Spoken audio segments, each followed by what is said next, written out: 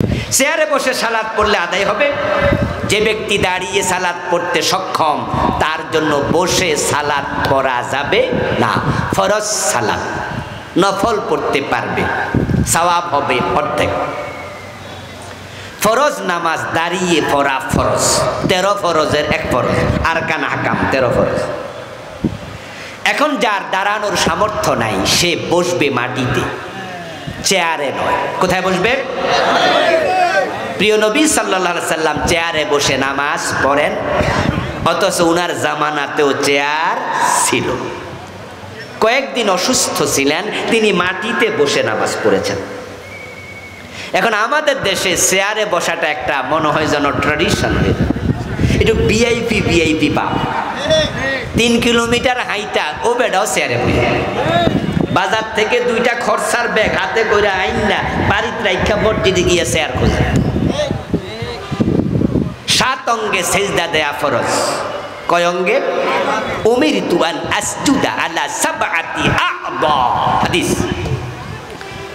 রাসূল সাল্লাল্লাহু আলাইহি সাল্লাম বলেছেন আমি 7 অঙ্গে সেজদা করতে আদিষ্ট হয়েছি। আদেশ করেছেন কে? এটা ফরজ। 2 পায়ের আঙ্গুল, 2 হাতের তালু, 2 হাঁটু 6টা, নাক এবং কপাল মিলে 1টা, মোট কয়টা? 7টা। তা আপনি যখন চেয়ারে বসবেন তখন হাঁটুর সেজদার কি খবর? হাঁটু তো আসমান উঠে রয়েছে। কিন্তু আপনি যখন মাটিতে বসবেন তখন কিন্তু হাঁটু, পা, হাত 6টাই পারেন, শুধুমাত্র আপনার মাজায় ব্যথা, তাই হয়তো কপালটা ঠেকাতে। তবে যে ব্যক্তি মাটিতে বসতে অক্ষম, দাঁড়াইতেও অক্ষম, এখন সে কি শুবে নাকি চেয়ারে বসবে? এই অবস্থায় আলেমদের 2টি মত। অধিকাংশ আলেম বলেন ওই অবস্থায় চেয়ারে বসার অনুমতি আছে, শোয়ার তুলনায় চেয়ারে বসে। এটা আকরাবু ইলাল কিয়াম, এটা দাঁড়ানোর কাছাকাছি।